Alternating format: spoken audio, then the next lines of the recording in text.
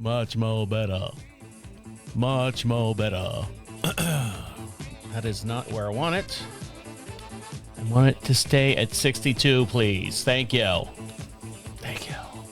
Thank you. All right, let's see what happens. You ready? Here we go. Are you just trying to navigate adulthood in a world that still expects you to have it all figured out? Welcome to This Is 50 with your host, Travis Holmes. Well, here I am. Back at it again. Yes, I know. I took last week off. Have I been gone for 2 weeks? It feels fucking like 4 weeks. Jesus Christ. But I'm back, and you're wondering, well, what happened, Travis? What happened? If you're new to the show, welcome. This is 50. This is my mental health show. This is where I can basically talk about my feelings and things that are happening in my life, and hopefully it'll inspire you or discourage you from doing any of the stuff that I do when you turn 50. I'm 53 now, just turned 53 this past January. We're still in January, but still, you get the point. So I do the show strictly for me. This is just my outlook. And if you're watching this on the YouTube channel, you're going to see a lot of different things going on in the background. Yes, I took the plunge. The major computer came in, and I have been spending the last every waking moment of switching over from my old 2011 tower. Oh, don't. She's still here. Don't worry. She's still over here. You can see the monitor behind me there. Oh, Jesus. We're done already? No, not yet. All right, see, we're still going to get into a lot of different things here. So, as you can see, this is like a trial run. Not a trial run. We do the show every Friday at 3 p.m. Eastern Standard Time. So, there's going to be a couple little hiccups here while I get used to figuring out this brand new computer, and moving all my programs and everything over. I know I'm rambling. Shut up. It's my show. I can do what I want. If you don't like it, tough shit. So, now that I've lost half the audience, I got into a conversation with my wife about this whole merger of this, like I said, this 2011 computer here. There's the monitor behind me before I got interrupted with the end credits. There's the monitor for the other computer. Everything's still the same on that computer. The problem I was having was, how do I get 12 years of information and sound clips and files and photos and media sources and contracts and all that stuff moved over to this new fancy, I don't know if you can see here on the camera. There it is down there. Oh, you can only see the back of it. It's got one of those RGB colors where it changes colors now and then to make it fancy. I don't know, whatever it is, but it works. It works great. And just to give you an idea of how much I needed a new computer, the 2011, I'm going to call it just old PC, because when I was dealing with my tech person, I'll get into my tech person here in just one sec. When I was dealing with the tech person, I'm like, okay, do I take this from the old PC into the new PC? So those are the balances as far as what we're talking about. The old PC, when I was running OBS, and just give you a little behind the screens here, that's what I run all the video. All the video and audio that you hear runs through OBS, and then I edit it up and add background stuff, and then it shoots up on YouTube. At the bottom of OBS, which is it has where it says CPU and how much percentage of your computer is being used to run OBS. So you can kind of be mindful of it. You don't want to bog down everything, especially if you're recording and doing all this. I know I'm getting all technical on you, but don't worry. Numbers make sense. The information around the numbers doesn't make sense to you, I know, but I'll just show you. I'll show you and tell you at the same time. My old PC, when I'd fire up OBS and run all the programs and all the stuff that needs to make this show happen, and this is not the only show I do 3 other shows. Each one has a different topic. Each one has a different theme. Each one has different camera angles. Each one has, blah, blah, blah, blah, blah, blah, blah.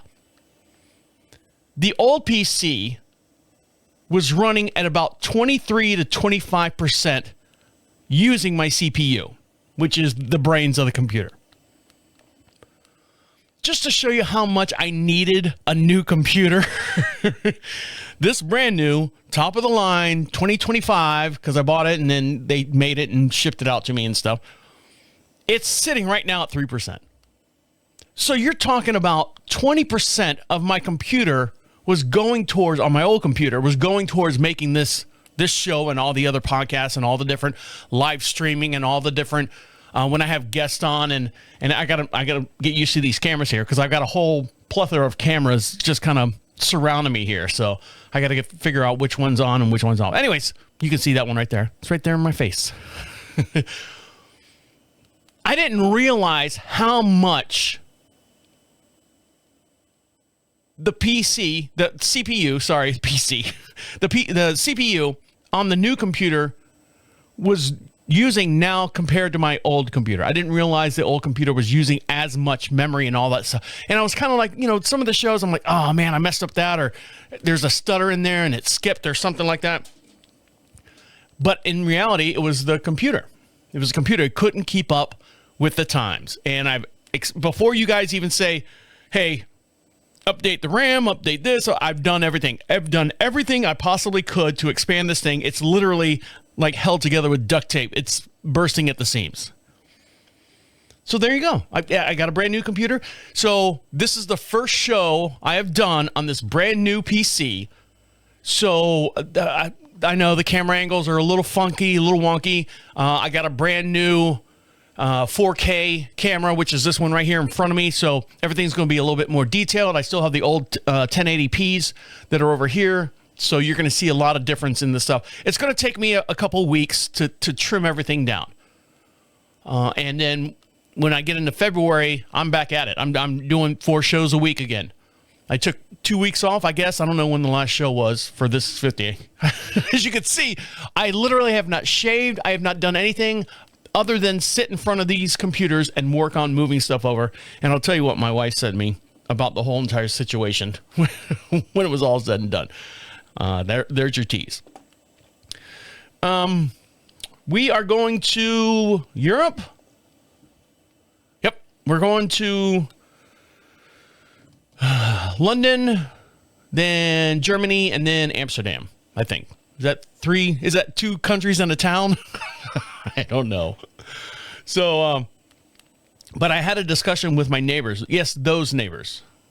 Not the new neighbors. The old neighbors. And I was like, oh man, why did I say that? So I'll tell you what it is when I come back. So stick around. I'll be right back. As you guys know, every Friday I go to Walmart. I make a shopping list. My wife and I plan our meal preps because we broadcast just outside of Charlotte, North Carolina. Little town, 2,500 people, called Marshville. We're rural. It's, cow pastures and cornfields and chicken houses, chicken farms. So we're out here and we sit on 22 some odd acres. So every Friday I make a list of all the food and stuff that we need. And it's meal prep type stuff, make a big casserole. These are our breakfasts in the morning. We've been doing the overnight oats. Oh man. If you're looking at me, if you look at last show compared to this week's show, I'm down. God, I don't know how many. I don't even weigh myself. But I can see a difference now, not doing a show every other day, sitting in front of these cameras and stuff. I can see, not necessarily because I can see the hot dog rolls on the back of my neck. Is that what my neck looks like? Is that what I look like walking away from you guys? No wonder you're not my friends. But I can see, like, my shirt fits better. I'm still running 4 miles a day. So we make our meal prep thing, and my wife goes, okay, what are you going to have? And I'm like, well, I'm trying to get really, really down. I'm trying to get another 20 pounds down. Yes, it's going to help me in health and stuff like that, but we're going to Europe, and I want to fit in those seats comfortably. I don't want this big fat fuck 9-hour flight all the way to Heathrow being all uncomfortable. So I'm, still running it for, 4 miles every day. So when I go to Walmart, we meal prep and we get, good food and stuff. Then my dad, he's still around kicking. he places his order, and so I do my physical walking in the store, grocery shopping, and then I drive around and, park in one of the spots, and you got to tell them that you're there and what color car you got and what spot you're in, and, and you sit there for 45 minutes if you're lucky, and then they bring it out to you. Mr. Holmes? Yep, that's me. Now they got a new passcode. You got to give them the passcode and all that stuff. So I've learned not to wait till I get all the way out to my car and then tell them I'm on my way, because I'm literally like in the same parking lot. I just have to drive around to the back of the building, and that's why I sit. So as I'm finishing up my grocery shopping, I said, you know what? I'm going to be ahead of the game this time. I'm going to be ahead of the game. We have a big, huge snowstorm coming in. I know it's going to be fucking packed over there. I'm going to get ahead of the game. And so when I start at the back of the store, which is like dairy and milk and beer and all that stuff. And then you move to the front of the store. It's all the baked goods and the produce and stuff. So when I get there, I'm like, I need to remember to do this every time. I'm on my way, because you can tell them I'm on my way. So I wait in line. And of course, it's like I said, the snowstorm's coming in. So it took me a little bit longer to check out. So I check out and I'm walking out to the car. And as I'm walking out the car, hold on, I got to write this down. I'm totally ill prepared, so bear with me. My return for Walmart. Remind me if I forget. My return at Walmart. I'm having anxiety about it. Write that down. As I'm walking out into the parking lot from Walmart, I always park in the way, way, way fucking back. I got my wife's car. I don't need any more fucking pecan dents in the top of it. I don't need any more destruction to this car. It's got to last another 10 years, maybe. Who knows? So as I'm walking out, and I get scam calls all the time. If you guys, personally, if you know me personally, there's a lot of people out there that listen to the bad calls section, which is one of the calls I do. If you want to check them out, you can find it. It's not a plug or anything, but you can find bad calls, and it's basically me just fucking with telemarketers, just to see how far I can go with them. It gets really, really rude, so make sure little Jimmy doesn't listen to it. So as I'm going out, excuse me, as I'm going out to my car, I'm pushing the shopping cart, and I see wireless caller, and I can't see the number or anything, so I go, okay. Usually when it says wireless caller, it's a legit number. Hello? Hey, are you in the parking lot? What? Hi, this is from Walmart. Your order that you place? Are you in the parking lot? And I'm like going, who the fuck is this? Poor kid. No, I'm trying to get your order. Can you tell me what kind of car you're in? And I'm walking, and it, for whatever reason, it just did not click. Because this is the first time it's ever happened to me. It's ever happened to me. No one's ever called me and saying, and I'm writing my first thing in my mind, it's a fucking scam. Yeah, I've got your order here. And I'm like, I didn't place any orders. I did a return earlier, and I'll get into that here in a minute. So, who is this? You're scheduled that you were on your way to pick up the order. As soon as he said on your way to pick up the order, I go, oh! Sorry, dude, my man. I'm in the park, and now I'm fumbling over myself. I'm trying to explain to him. Look, man, I'm sorry, man. I never got this phone call before. I said I'm pushing my shopping cart right now. I'm literally 50 feet, and I'm giving him a countdown. I'm like 30 feet from my car. Okay, sir, I just want to make sure that you were on your way and I didn't miss you in the parking lot. I'm like, okay, cool. I'm like 20 feet away from my car. I'm getting ready to load. I'm literally turning the car on, sir. I'll be, okay, I'll see you then. Oh, talk to you later, I guess. So I get in the car, drive around the building, find an empty spot, back it up, look at what fucking spot I'm in, hit the color of my car, gray car, spot 7. All right, boom. Within 2 or 3 minutes, he comes up. And he goes, I need your passcode, sir. And I go, hey, man, here it is, 47, whatever. I say, hey, man, I am so sorry. I have never had this happen to me before. You guys have never called me asking me if I'm in the parking lot because you're trying to bring me out my groceries. Really? Yeah, because normally I do that and I sit here for 45 minutes and nobody gives a shit. And he goes, oh, our boss, we got a new boss and all that. And I said, I knew it. If you listen to our past shows and stuff, I knew there was something going wrong in the back of that building where all the customer service or the customer pickups are. I knew there was something wrong with it because I've been in retail before. I've been in retail for 20 years. I know if something's not right, you got to blame the management for it. So the kid goes, no, everything's fine, sir. Appreciate you. And, stay warm. And I go, well, you too. You got to go through all this stuff. No, I leave at 5 o'clock today. And I'm like, okay, well, cool. What's your name? Trent. Okay, Trent. Good luck. And he's helped me before. He's been really, really cool. But I felt bad because here I am yelling at this. Who is this? Where'd you get this number? He's like, oh, sir, I just want to give you your food. I don't want any trouble. So there you have it. When we come back, I'll tell you about my returns and how much anxiety I have. The older I get, the more anxiety I have. And I think it's not my fault. I think it's the way society now in retail handles all this shit with everything's going on. So stick around. I'll be right back. I hit it big, baby. I hit it big. I am now a big fan of Fan Duel. Fan Duel sports betting, whatever, here in North Carolina. I bet on a parlay. Now, when you hear parlay, isn't there like a pirate thing that has to deal with parlays? Parlay in the betting world means basically you can bet on who's going to win or who's going to lose, right? Boom, boom, boom. Whatever the payout is, that's what you get. But if you go, okay, I want this team to win, and I think this guy's going to score 10 points, and I think this guy's going to have 5 rebounds. I'm a big basketball fan. I follow the Magic. I think there's going to be this many assists. So when you start stacking those, 2, 3 items or whatever, and then you put a bet on the bottom, your odds increase. So let's say it's a 2-to-1 payout if the team wins. Okay, 2-to-1 payout. But if they win and the guy scores 10 points, now it's a 100-to-1 payout. Or it's 50, and you start compounding these odds. You put in $5.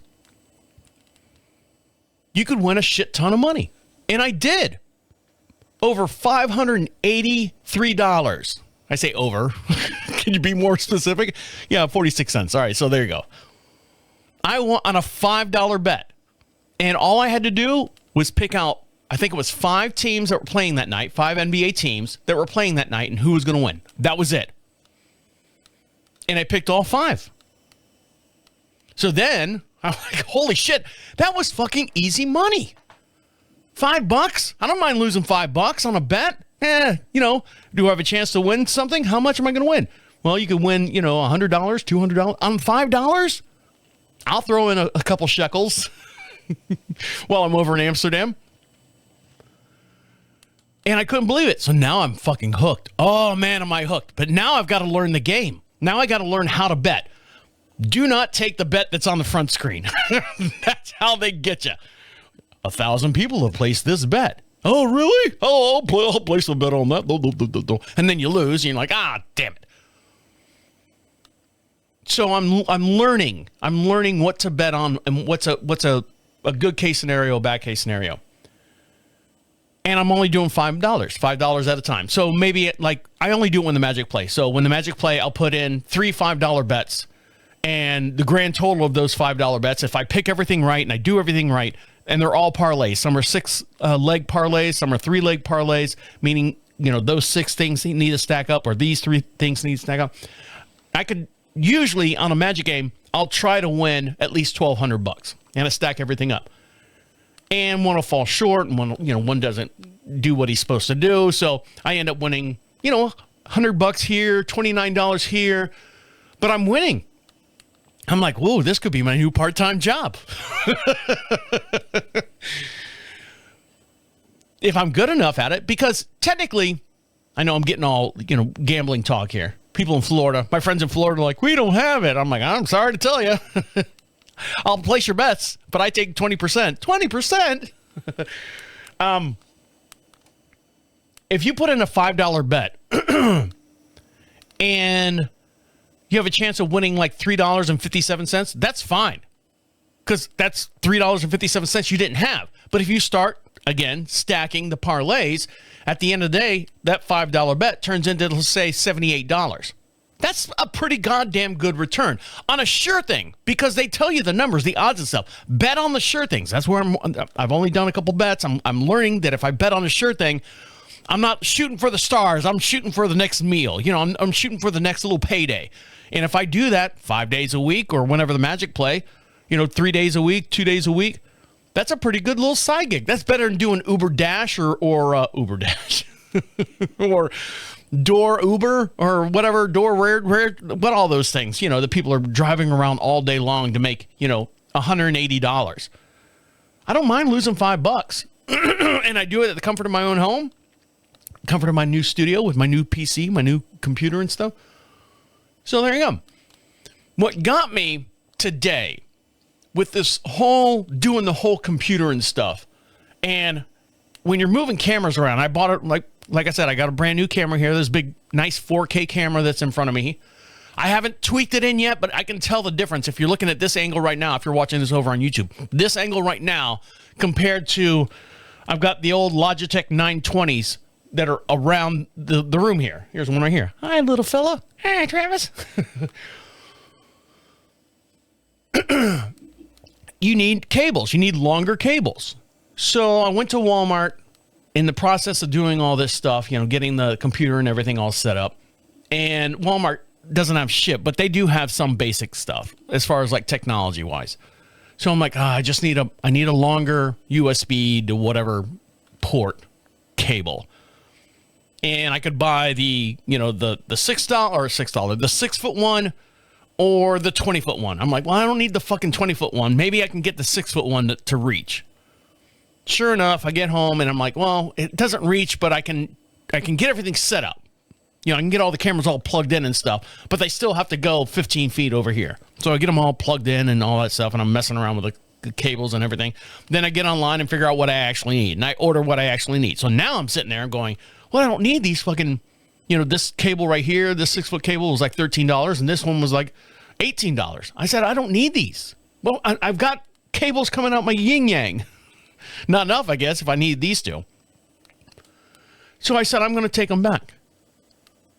And then in my mind, I'm like going, oh, where's the receipt? I don't fucking know. And then you start panicking, because I know, working for retail for many years, I worked at Home Depot for many years, that if you do not have a receipt, they'll give you store credit, which is fine. But then the whole drug opioid thing in Florida, people were stealing stuff and trying to get the store credit, because they go to the pawn shop, turn the store credit little credit card thing into the pawn shop, and they would pay them pennies on the dollar. How much is on this card? $100.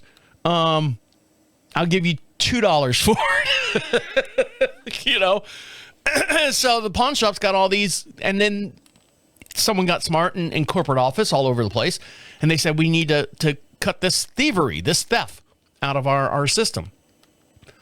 So now they try to attach it to a phone number and stuff. So I'm sitting there in line at Walmart, and I'm like going, oh, I don't have a receipt, and it's an electronic. Oh my God. You ever try to return any kind of electronic thing, like a video game? I remember back in the day trying to return a video game. I don't like this game. After you played it for like 48 hours straight, I don't like this game. And beat the game. I don't like this game. Well, do you have your receipt? No. Can't take it back. You're stuck with it, kid. God damn it. Well, the cables are electronics too, quote unquote electronics. So when I got home, when I initially bought the boxes, they're small little boxes, and I look at it, I go, well, motherfucker, the whole back's been ripped and taped. So someone's already returned this thing once. I'm like, God damn it, if this cord doesn't work. Sure enough, it worked. So then I'm like, okay, now I got to return them. So I got to tape this thing back up and bring it back to Walmart. So I'm standing in line. And Walmart does a whole bunch of different things. They do money orders. They do not cashier, your paycheck advance. They do, at least my Walmart does.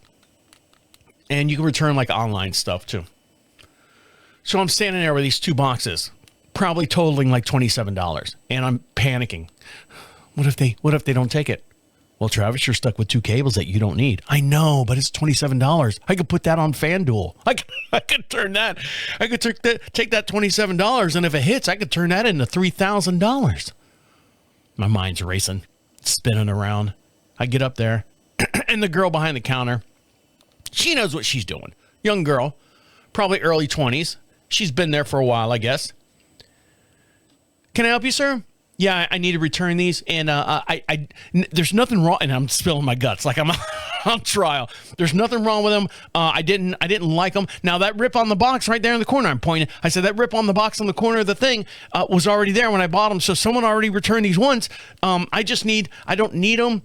They're too short. No, oh damn it! I gave it. I spilled my guts. I already took them out of the box. Damn it. No, I just don't need them. I said, but I don't have my receipt. And I'm sitting there waiting for her to go, you can't return these. And as I'm flinching back and I got one eye open, like I'm getting ready to be punched in the face, I look over and I guess Walmart's got a new policy. I don't return a whole lot of stuff at Walmart. It says, we will return anything that you have in 90 days with or without receipt. And then, things apply and all that stuff. I'm like, oh, I think I'm in good shape. Now, when I worked at retail stores, I always would hear, well, I bought it on this, debit card. Can't you look it up? No, we can't look it up. Now, this is back in the late 90s. No, we can't look it up. Well, why not? We just can't. Computers haven't been invented yet, sir. So we haven't gotten that far in technology yet. Now, fast forward to about, 5, 10, I don't know how long this has been active, where I bought this item, and this is the card I paid for it with. And they can scan your card and see if that item is connected to your whatever card you use. So I'm like, oh, I'm in the clear. I forgot about that. So she goes, do you have a receipt? I said, no, don't hit me. Do you have the card that you bought it on? Yes, I do. So I pull out my wife and I's debit card, joint account. Here you go. It's not on this card. And I go, oh, shit. Oh, I go, duh.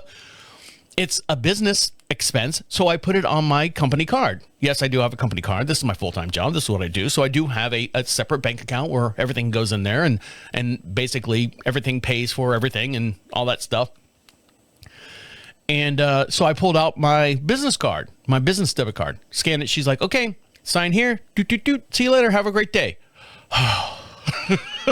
So when I got the phone call at the end of my shopping experience where the guy was like, hey, this is what I heard. Hey, I've got your order here. You owe me. You stole those cables. That's what I was thinking. We just scanned your debit card. You have no more money in the bank. That's the kind of thing I was thinking in my mind. I'm like, oh my God, I'm getting robbed right here in the parking lot over the phone. Fucking kids. No. Are you in the parking lot, sir? No. My neighbors, those neighbors, we're on our neighborhood chat. Because we've known them for, 8, 9 years now. So we're on neighborhood chat. We're not on best of terms still. We're still kind of, we don't acknowledge them. They don't acknowledge us. Maybe a wave. Hey, how you doing? But it's no more me DJing or doing it. DJing. God, it sounds so cheesy when you're 53 and you're going, I'm DJing a party. Oh, really? Break out the 8-tracks, Grandpa. Or I MC a show or something like that for him over there. That's not happening anymore. Since I got stiffed for some moolah. Money between neighbors will always put you down. So I got a text in the neighborhood chat about something, and I'll dive into that when we come back. So stick around. I'll be right back. My wife, how many different ways can I say it? My wife actually was very impressed with me and my patience as far as moving over this computer and stuff. She was very, very kind of I can't believe you did it all by yourself. Because I'm the type of person I need a lot of coaxing. I need a lot of support. And so I don't want to leave you hanging, but so I got support. I've got an IT person that I was working with. And I did good. I did good with it. The neighborhood chat, I'll get into it. Don't worry. I'm not leaving you with it. I know everyone's like, God, just fucking tell the story. No, I'm building up to it. If you don't know the show, the format of the show, everything that I say and do from the beginning of the show to the end of the show leads up to what caused me to make these decisions and stuff at the end. So this is all the stuff that happens in between when I say, I started this and then this is the end result. All the stuff happens in between. So you can figure out why I chose the path I did for the end result. There you go. Format. Copy, paste, rinse, repeat, whatever it is. So the neighborhood chat that we got was, hey, we're missing, not hey, like rude, just like, hey, we're missing our cat, Spicy Cat. Have you seen her? And I go, shit. They had, about 3 years ago, they had two cats. One was Sugar, one was Spice.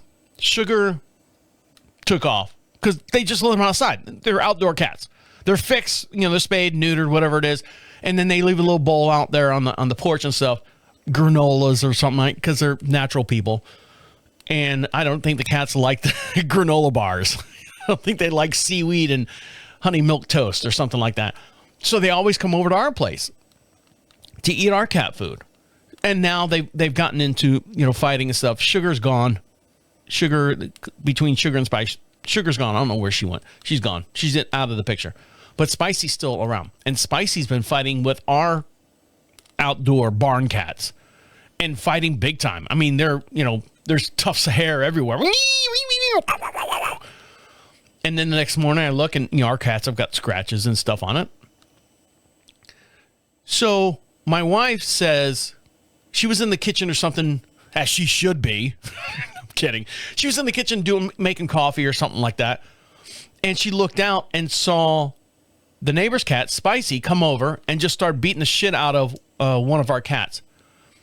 So my wife grabbed something on the counter, I don't know what it was, ran out there and threw it at him to break him up. My wife comes in and goes, that's it. Kill that fucking cat. Shoot it. I don't care. It's not our cat. It doesn't need to be over here. And it's messing with our new cats. And our cats at the time were still somewhat new babies, not even a year old or whatever. This is bullshit. I'm tired of that cat coming over here and harassing our cats. I'm kind of like, babe, I know I told you this is what's been going on. And now you see it and you see the how bad it is. Shoot him. So I go, all right, Dad.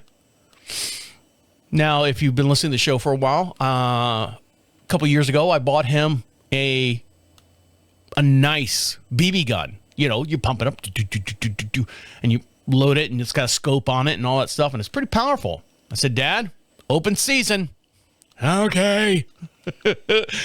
Problem is with my dad, he's so fucking slow that by the time he sees the cat on our porch and shuffles over to get the BB gun and one pump, and he pulls it back again and two pumps, the cat's gone. It's out the door, whatever. It's just gone down the road. So I got the BB gun one time, and Annie Oakley out there. Is that her name? Anyways, I'm out there, and I popped him a couple times in the butt. Took off. So this has been going on, and then the neighbor goes, have you seen Spicy Cat? We haven't seen Spicy Cat in a while. And I kind of go, well, I did see her last week. Dad? Huh? You seen Spicy Cat? Yeah, I see her every morning. I'm like, wiping my brow. Whew. So I'm texting back, yeah, my dad sees Spicy Cat over here every morning, and I'm like rubbing it in there, eating our cat food and, they're fighting with our cats and blah, blah, blah, blah, blah. And I already told them that their cats are fighting with ours. Not that I can do anything about it. Cats are going to be cats. Bring them inside. No, I don't want to. They're barn cats. They need to be outside. They need to, do cat stuff outside. Okay, well, if you see them or if you see Spicy Cat, let us know. Okay, I will. Fingers crossed. I might see him, might not see him. Who knows? Let's see. Where are we at on time? Yeah, nothing's changed.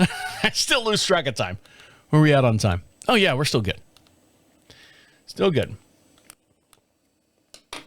I saw a video on TikTok. And I'm ADD, whatever you could want to call it, short-term attention span, whatever. And I sit there on TikTok and I go, as soon as they go, today we're going to, nope. Have you ever? Nope. I literally have no patience. Unless there's something funny or cool in the background that catches my eye, I'm like going, today we're going, nope. Scroll, swipe. The one video that I saw, and it's weird because some of the videos I watch, I'm like, out of context, I don't understand this video. And I watch it, and then it goes on. Usually it's a news report, and you see someone, oh my God, they shot him, he's dead. And I'm like going, there's no context. It's the actual video of the person, like the stuff that's happening in Minnesota and stuff. Fucking people, don't get me started on that. So I'll talk about that maybe another day. You can email me at any time. Or follow me over on Facebook. This is 50 over on Facebook. We'll talk all day long about it if you want. Send us a friend request. So I saw this video of a girl. She's standing there. She goes, and it's got caption and music playing, and she's just standing there flipping her hands. If you're watching this on the YouTube video, at This Is 50 Show on YouTube, and she's flapping her hands like this, like just flapping them like a retarded bird. You can't say that on the radio. What, retarded? Fuck that. I'm saying everything. And she's sitting there like this. And the thing goes, why are my hands always sore in the morning? And then it cuts to her sleeping in bed, and she's sleeping in bed, what do they call Tyrannosaurus Rex hands, where her hands are basically flipped into themselves, and she's laying on top of them. So I'm waiting for the camera to switch here. So hold on. Come on, switch. There you go. So she's laying in bed like this, tucked in, snuggled in, and then she wakes up in the morning and goes, why do my hands hurt? Because your hands are bent down. If you were to take your fingers and try to touch your wrist, that's how she's sleeping. And I go, you know what? My hands do that too. They do. They go numb. Oh, that's carpal tunnel. Oh, I've seen the surgeries for that. Oh, it gives me cringes. If you haven't seen it, they cut right here in the middle of your palm, and then they take a balloon and blow it all out and stuff. So, as I'm sleeping now, consciously in my mind, that video's playing, I catch myself with my hand tucked up underneath my chin, like I'm trying to touch my wrist with my fingertips as I'm sleeping, and I go, oh, stop. And I wake up, and I'll flip my wrist back, stretch them. Oh, my God. But it's a thing. It's a situation that they try to tell you not to sleep like that because you can get carpal tunnel. Screw typing on a keyboard all day long. That's what they thought it was for a while. And then you had, the pad in front of the keyboard that put your hands up and, that ergonomic keyboards where they're all slanted. All the numbers and letters are all slanted at, 15-degree angle, and you're typing like that. I had one of those for a while. My wife hated it. She's like, how do you type on this? I go, I don't know. I don't know how to type anyway. So what does it fucking matter? And then, they got the rubber pad, it's foam. You rest and you dainty and all this. Fuck that. It's from fucking sleeping. It's sleeping wrong. You're sleeping on your fucking wrist and your hand. Your arms fall asleep. And I'm talking like dead asleep. No tingles, no pins and needles or nothing. Fucking sleeps. It fucking sucks and stinks at the same time. Oh, speaking of stinking. With this cold weather, this snowstorm that's coming through, I know, I'm bouncing around, but this is what things happen here. We have a skunk in our tack room. Not in the tack room, underneath the tack room. Because it's a raised floor.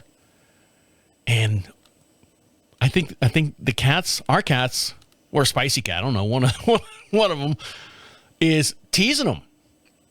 And it stinks. Like here in the studio, now we have a 3-car garage, and then we have a loft above the 3-car garage. it's a finished studio. If you're watching this here on the YouTube video, it's 800 square feet, and I've kind of walled half of it off. So we have storage over there, and then the studio is the other half of it.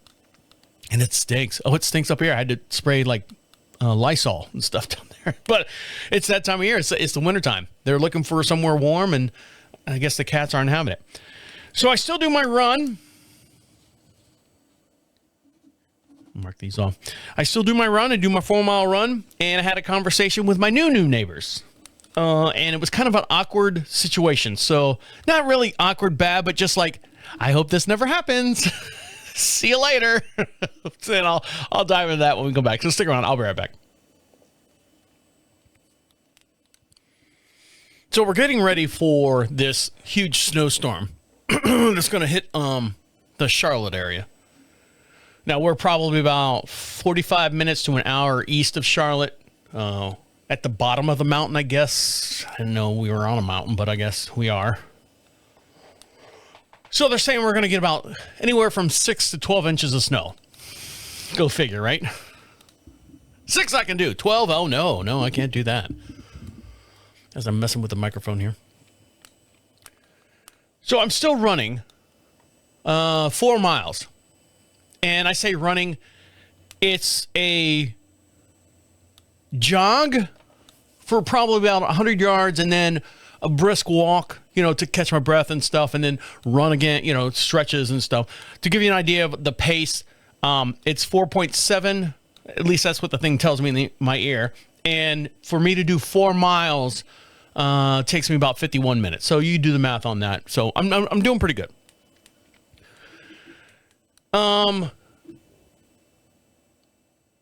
We have new neighbors, which I've told you about. They bought the house, 2 houses behind us, and our lot is 22 acres. So the back of our lot is everyone's back door. Their lot backs up to all our property and stuff. So we got to know them. They're young. They're same age as my wife and I. She's my age, and the husband's my wife's age. Because my wife and I are about 6 to 8 years apart, depending on when the birthday falls. And we've become friends with them. They're nice. I say they're decent people. They I don't see any, quorums with them or anything like that. They don't have a cat that gets on our property. They don't have a dog that runs over our property and attacks us and stuff. No, they're fine. Excuse me. They're nice. They're great people. And she is from, I think, Tennessee. And so she got a little southern accent. And, Travis, how's your dad doing? He's doing good. Let me know if I need to make him anything. I know he's got diabetes and all, but I got this brand new cheesecake with double mutton, stuffed chopped liver and stuff. No. Stop making him stuff. Stop making him stuff. So I don't see the husband a whole lot because he's the one. He's got a business. He does a crawl space business where, does the dry stuff. Here in the Carolinas, we have a lot of crawl spaces here. If they're not filled with skunks. So that's what he does. He does like the dry lock and stuff. And she answers the phone at home. So she's basically at home all the time. So I see her a lot more than I see him. So I'm out there running and stuff. And we're getting ready for this ice storm that just passed this past week. And he comes out and he's like, hey, man. I'm like, hey, what's going on? He's like, hey, I said, you ready for the ice storm? He's like, yeah, I'm just checking my faucet covers and stuff. Make sure they're still on from all the wind that we had. I said, yeah, it's gonna be bad, I guess. I don't know. It could be good. It could be bad. Who's to say? He goes, I made in preparation for this. I said, he said, I made a couple gallons of chili, and I made a little bowl for you, a little container for you, so you can try it out. Now, to review a little bit, I made some chili to kind of welcome them into the neighborhood and stuff. I'm like, here's my award-winning chilies. I got trophies and ribbons to show it. So here you go. Enjoy. Oh, my husband loves chili. I'll give it to him. And then she texts back, oh, yeah, it's good. And we're on a neighborhood chat on that side. They're called the new neighbors. So he comes out, and I don't see him too often. He's a nice guy, a fairly decent guy. He's a professional shooter. He goes to marksman's competitions for like 9mm and stuff. So that's the kind of, his headspace is where he's at. So he comes out and he's like, yeah, I made some chili and stuff. And I said, yeah, let me finish my walk and I'll swing by and get it. So he goes, how did the conversation go? I said, so are you ready for the thing and stuff, the ice storm? And he goes, yeah, I hope we don't lose power. I said, well, my dad, when he moved in, one of the things he bought us, only on his own, we didn't ask for it or anything. I said, we've got a little portable generator. My dad wanted to buy us a whole house generator. So we have a whole house generator. And when the power goes out, sure enough, within 15 seconds, fires back up. Everything's back up and running. We've got backup batteries for all the computer systems because my wife works from home. So we don't need the internet going down. We don't need our computers going down right in the middle because we'd lose everything. Especially now doing this show right now, I got everything on a battery backup that'll last, 6-8 hours, but I only need it to last 15 seconds. So it'll fire right back up. So as we're having this conversation, he's like, well, I hope the power doesn't go out. I'm like, well, fingers crossed and stuff. And then I leave. I finish my run. Me and my dad ran some errands. And then when we were coming back from running errands, I texted him. I'm like, hey, I'm going to swing by and grab that chili. Is that okay? Yeah, no problem. Come on over. Because I know it's her texting. So we show up. My dad and I. My dad sits in the truck. Don't get out of the truck. Huh? Don't get out of the truck. Stay in the truck. So I go inside. And we talk for a little bit, chat and stuff. Here's where it got not weird, but it's kind of like you say something. You're like going, why did I say that? I hope that doesn't, you're trying to be nice. You're trying to be, okay, this is cool. You're trying to be neighborly. And you literally, when you say it, you have every intention of doing that. So I'm standing in the kitchen foyer area as they're, I don't want to go inside all the way in the house. And, they got stuff going on. I don't want to protrude myself or intrude or protrude. So I'm standing in the little foyer there, and he brings me the container. You ever seen egg drop soup? Those containers? That's what I got it in, which is great. I mean, it was plenty. It was good. And she says to me, you got a whole house generator, so if the power goes out, we're coming over to your place. She's saying it jokingly, but serious at the same time. And I go, yeah, sure. We got an extra bedroom and stuff right next to my dad. You're going to have to share his bathroom and stuff. She's like, yeah, it's going to be like staying at the Hilton over your place. Not that her house is in shambles. Her house is a very nice house, a little bit larger than ours. And I said, yeah. I said, come on over. You lose power and stuff. We'll hang out. We'll drink beer, smoke weed or whatever you guys do. We'll sit on the back porch and watch the ice fall. Yeah, we'll do that, Travis. All right, well, good luck, survive the storm and stuff. So as I'm leaving, I get in the truck and I go, Dad, you need to clean your bathroom when we get home. Huh? Just kind of clean up your bathroom, Dad. Just pick it up, all right? The piss on the floor, whatever that you do in your bathroom, just kind of clean it up. Oh, okay. I do all the time. I'm like, I don't know. The house in Florida, when I was cleaning out, you had shit all over your bathroom was disgusting, Dad. Your bathroom. Because my mom wouldn't let him use her bathroom. Nice Jack and Jill sinks and stuff. All right, I'll keep it. I'll pick it up. Why? Nothing, Dad. Just don't. So as I'm driving around the corner to come to our neighborhood or to our house, I'm sitting there thinking, I'm like, oh, shit. I hope the power doesn't go out. Gonna have to cash in those chips. So I'm sitting there and my wife and I are watching TV or something. And sure enough, about 10:30 at night, power goes out. Boop. Boom. 15 seconds later,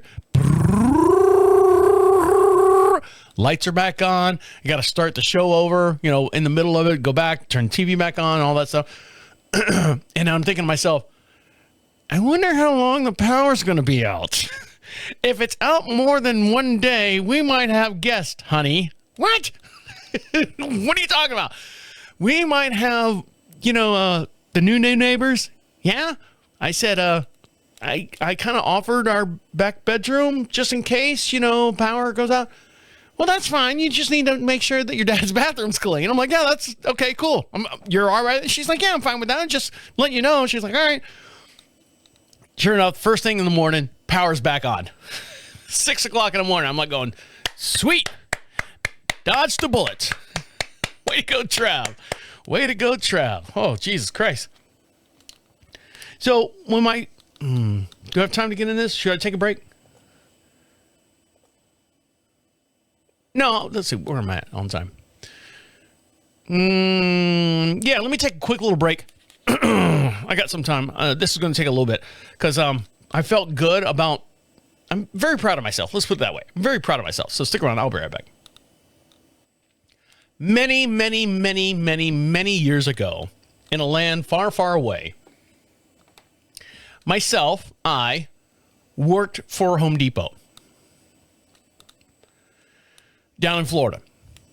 When we moved up to North Carolina, was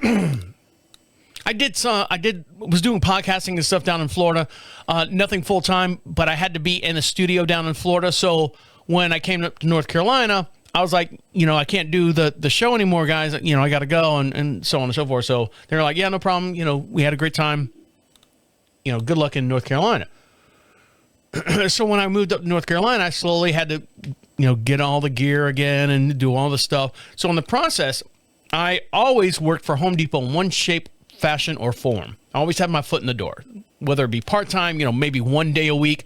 I knew, being a smart man that I am, that one day, or worst case scenario, I needed to keep my foot in that door so I would have a job, some kind of tether. I didn't want to cut that thing off and not have a job. So when I left North Carolina, or left Florida to come to North Carolina, I was working 2 days a week at a local Home Depot. And left the podcast show that I was doing down there, and a radio show and a podcast show I was doing down in Florida, and I moved up here in North Carolina, still working for Home Depot 1 to 2 days a week. So when I moved up here, I said, well, I'll just transfer myself to another Home Depot.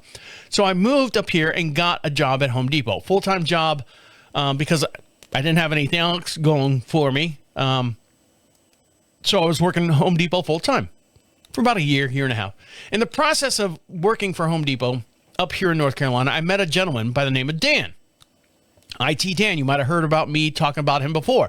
I had an actual episode on This Is 50. If you want to rewind back to that Dan has now come back into my life and how to handle that situation and stuff. But IT Dan basically helped me get everything started, fixing the computers and doing all the stuff. He was the computer guy. He was my computer guy. He would help me anytime I had to transfer stuff over from one computer to another, anytime I had to bring in a new program, anything I needed done, and I would pay him. I'd pay Dan. Here you go, Dan. Thank you very much. I know you're a friend of mine. You work for me at Home Depot, but you can work for me here at home too, and I'll pay you for that. We had a situation between me and him and I, where we kind of didn't see eye to eye, and we kind of just canceled our relationship. Our business relationship, friendship relationship, all that stuff just went away. So in the process, as I said, this 2011 tower that I have that runs all the stuff that you see and hear during the show. God damn it. Hold on.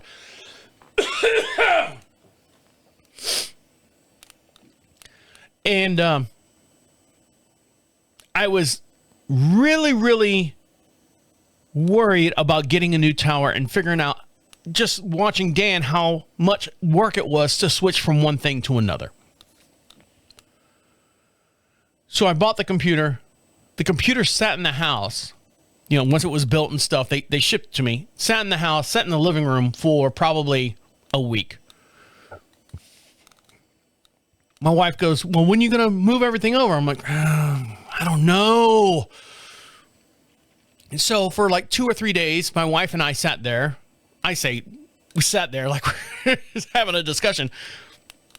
In passing, I would conversate with my wife, and I'd say, one thing I'm worried about is getting all the, the elements of the shows. And she's like, oh yeah, I know, honey, I know.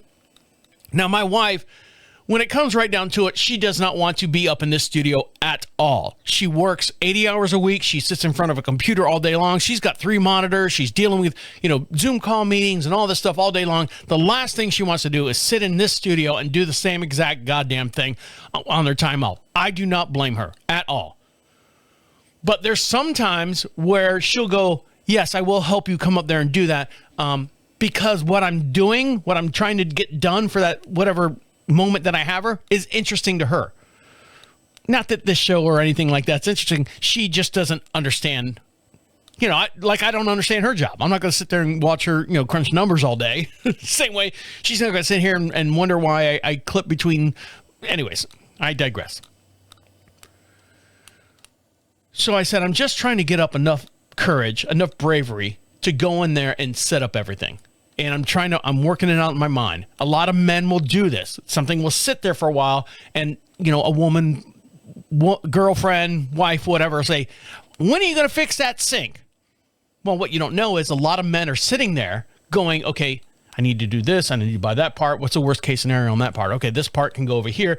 If that doesn't work, I can go back over here. And this is another option. We're weighing out all the options instead of just diving in there and someone going, you don't know what you're doing. No, I don't. That's why I sit back and wait for a little bit to figure out and do all the... And she understands that about me. I said, babe, when I'm ready, I'm in the right mindset. That's the conversation. That's the key word. That's the trigger word. When I'm in the right mindset, babe, I will attack moving everything over to this new computer. She goes, okay, enough said. I'm not going to say anything. Not that she was bothering me. No, she's not that way. When I said when I get in the right mindset, she knows exactly what I'm doing. She knows that I'm working things out. And if I have a question, I go, so if I was to do this, how would this work with this? And what is your that you've dealt with and your blah, blah, blah, blah, blah. So I made the call and I said, you know what? Whatever day it was, I go, I'm going up there. I'm going to take it out of the box. I'm going to touch all the pieces. I'm going to do all the stuff. And I'm going to get an IT guy. Well, where are you going to get him? Let me figure that out. What she didn't know, because I can't use Dan. Dan, when we reconnected, that kind of fizzled. I don't want to use Dan. I wanted to do this my way. So for the days leading up to project transfer, I've been on ChatGPT. And I pay for the premium program so I can have it all day long if I want. And I'm typing, hey, what's the best way to do this? This is what I'm doing. This is what I'm doing. It actually helped me pick out the correct computer within the budget that I had. And it picked me out we sat and I'd ask these questions and it goes, you're right to ask that question. And it would, come back and say, listen. So needless to say, ChatGPT helped me pick out the stuff that I need to do what I'm doing right now. Didn't use any outside help. Didn't use any phone a friend or something like that. I did. Well, I did have to phone a friend for one thing, and I'll get in that here in just one sec. But ChatGPT walked me step by step. I said baby steps. You got to give me baby steps. Oh, I'll give you baby steps. You're right to ask everything. When it was all said and done, and I moved everything over, I was like, you physical IT guys out there, maybe a handful of you that know a lot about the ins and outs of, computer stuff and, code and writing and all that stuff. ChatGPT, what you see, what you hear, what you're witnessing right now was all done through that program. For me to move everything over, I'm 100% on the new tower with all the new cameras that you see clicking around here, all the audio and everything that you hear, all the music that you heard, and all that stuff was me moving all that stuff over from the old computer to the new computer. And you say, well, that's simple. No. It's not that simple because I don't physically have a way to do it. And it showed me how to do it through the Wi-Fi and through a CPC transfer connection. And you can place them in here and it's like, create these files and move this over. And what you want to do is double check this and then go back into your settings and refix this and do all that.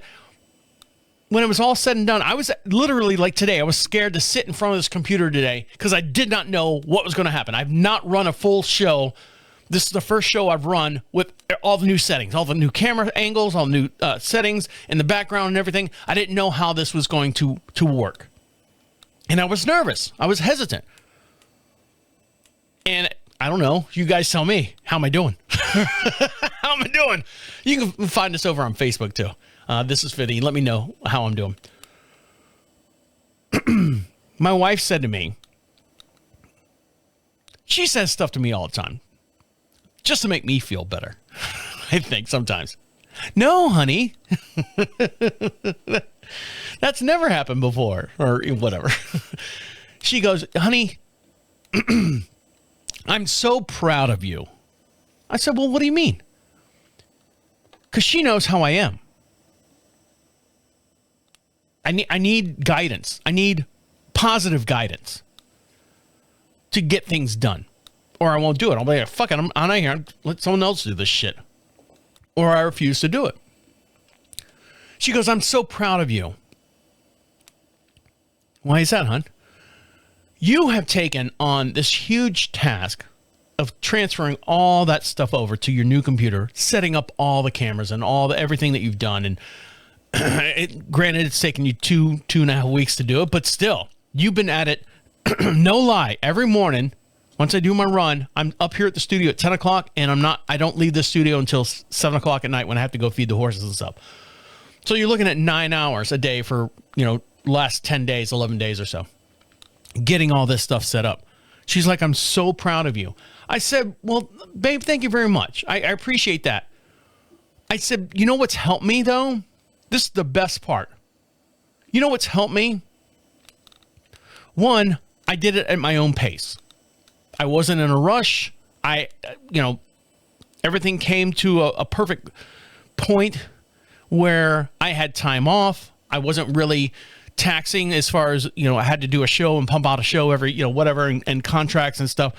I'm on this little hiatus between all my shows that I had time to do it. Two, as I'm working with ChatGPT and it's sitting there going, step one, do this, step two, do this, and it's talking to me like I'm a fucking human being, first of all, which is kind of nice. And then I would ask the most dumbest question because I'm like, look, I don't see settings and then device manager at the same time. And then it would go, you're right. My mistake. This is ChatGPT talking. My mistake. I was looking at an old thing. Hold on one second. I'll get you the correct information. Good catch. Everything that when I was doing, working back and forth, I'm like, hey, I don't see this. Oh, can we try this? Or I don't really think I need to do this. And it would always come back with a positive response. You're right. Good catch. Way to think outside the box. It would always come back with a positive reasserting that I was doing the right thing. A lot of times it was saying, this is, what high... How did it word it? It says this is what a true professional studio tech would ask. That type of stuff. I'm like, well, I'm not a professional tech, but I know what I need to know as far as getting things done. And it would always say, that's the perfect question to ask. I'm glad you asked that. You're thinking ahead. You're thinking in the right direction. You're doing good. I like you, and everyone should like you. That type deal. So I was like going, cool. I said, babe, if I didn't have that positive feedback and it was just a computer, hey, how do I set up, whatever program? Step one, go to this. Step two, go to this. Step three, go to this.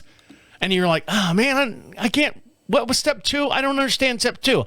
Tough shit. Figure it out. It's not that the point, but it was like going, sorry, sometimes I get ahead of myself and between step 1 and 2, I don't tell you all the little steps in between step 1 and 2. And, what screens open and stuff like that. So I'll stop and I'll, hey, I'm looking for this screen. I don't see it. Oh, sorry. I forgot to tell you to do this. Good catch. I thought you were smarter than that. No, it never said that. But it did. It literally, I don't want to say changed everything, not saved my life.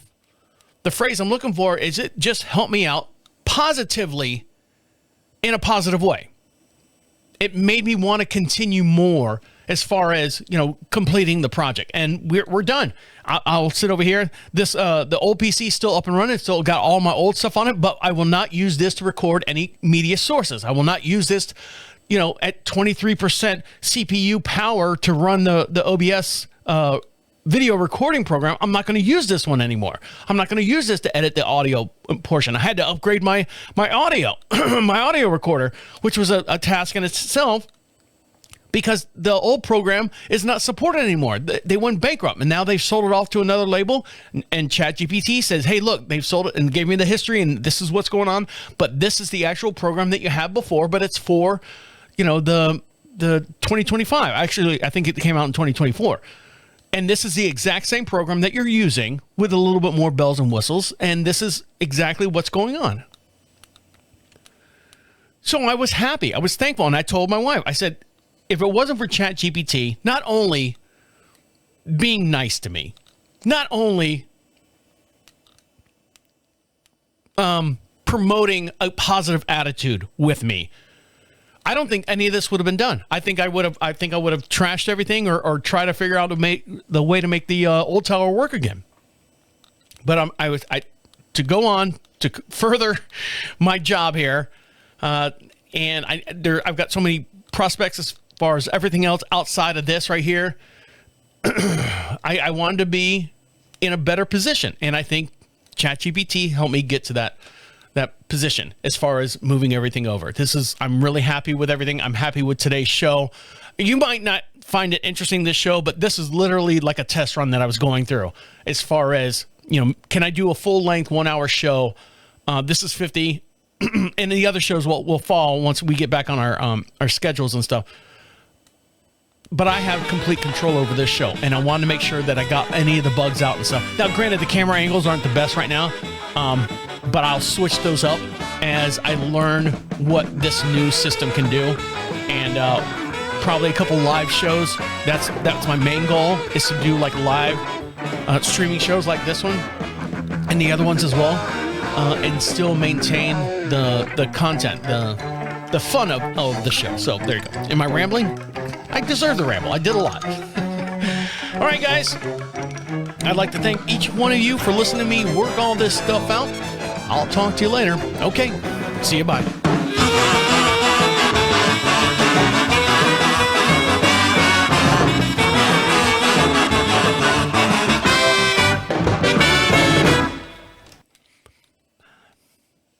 Bye. See you later. Look at me. That's me there. That's me there. See you later.